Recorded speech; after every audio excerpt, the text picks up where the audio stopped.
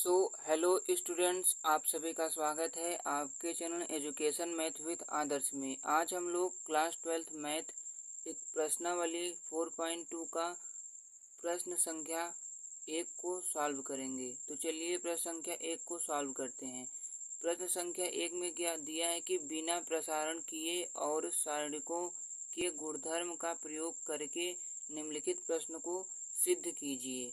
ठीक, प्रश्न संख्या एक दिया है x y z a b c x plus A Y plus B Z plus c बराबर के हमें 0 सिद्ध करना है। ठीक, तो हमें सबसे पहले तो इस टाइप के सवाल को हमें सिद्ध करने के लिए हमें तो दो नियम पता होने चाहिए, जो मैं आपको दिखा रहा हूँ। इसमें दो नियम है कि नियम पहला है कि यदि किसी सारणिक में दो स्तंभ या दो पंक्तियाँ समान हो तो सारणी का मान 0 हो जाता है।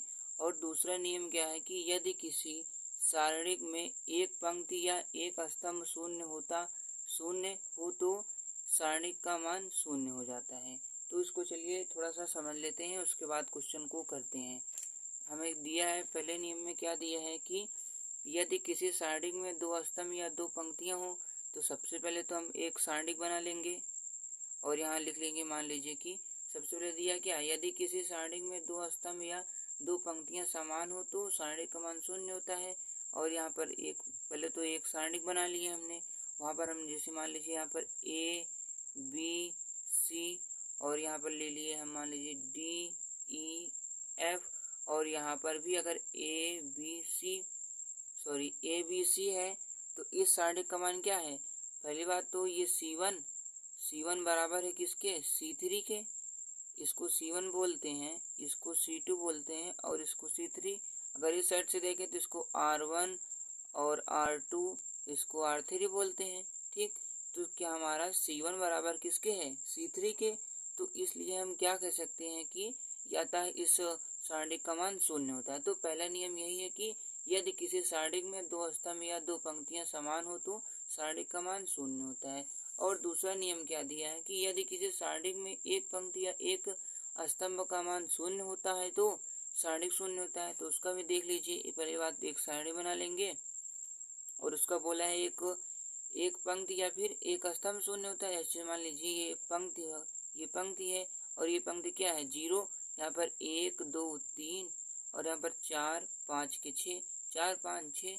अब यहाँ क्या देख रहे हैं, ये R1 है, इसको कहते हैं R2, इसको R3। चैप्टर 3 में हमने आपको पढ़ाया है। और इसको कहेंगे क्या, C1, इसके बाद इसको C2, इसका नाम C3। अब R1 बराबर है और वो भी R1 0 है, तो इसलिए सारणिक का मान 0 होता है। तो इसमें भी यही नियम, दूसरे में भी यही है कि यदि किसी सारणिक में एक पंक्ति या एक स्तंभ 0 होता है तो सारणिक का मान 0 होता है। ठीक, अब चलिए क्वेश्चन नंबर 1 को सॉल्व करते हैं। ठीक, तो क्वेश्चन नंबर 1 में क्या दिया है कि सिद्ध करना है हमें बराबर के 0। ठीक, अब x y z a b c x plus A Y plus B Z plus c दिया गया है। अब हम क्या करेंगे, सबसे पहले तो अगर हम C1 को C2 में जोड़ देंगे तो हमारा किसके बराबर आ जाएगा, C3 के। तो हम अब जब बराबर हो जाएगा तो सारणिक का मान क्या होता है, 0 हो जाता है। तो हम यहाँ पर क्या लिख लेंगे कि C1 में हम ऑपरेशन लगा रहे हैं कि C1 में हम क्या जोड़ दें, C2 जोड़ दें। C1 बराबर C1 प्लस C2। तो यहाँ पर देखिए ध्यान से, यहाँ C1 है, ये C1 का मान है और ये C2 का मान है। तो C1 प्लस C2 दिया गया है तो सबसे पहले तो x प्लस ए लिख लेंगे और यहाँ ये C2, अब यहाँ पर हो जाएगा क्या, y प्लस बी और यहाँ पर हो जाएगा z प्लस के C, y plus A x plus A Y plus B Z plus C, बस। और इसको हमने C2 को ऐसे उधर लिख लेना है ए बी सी, और C3 को हमें ऐसे भी लिख लेना है x प्लस ए Y plus B Z plus c. और हमें बराबर 0 सिद्ध करना था और यहाँ पर हमने क्या लिया, LHS लिया है।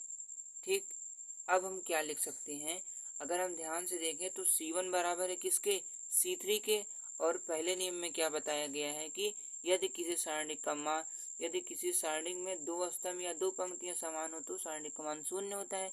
अब यहाँ पर दो स्तंभ यानी कॉलम का मान क्या है, बराबर है, तो इसलिए सारणिक का मान 0 होता है। तो यहाँ पर लिख लेंगे कि चूंकि C1 बराबर है किसके, C3 के, और फिर यहाँ से लिख लेंगे कि इसलिए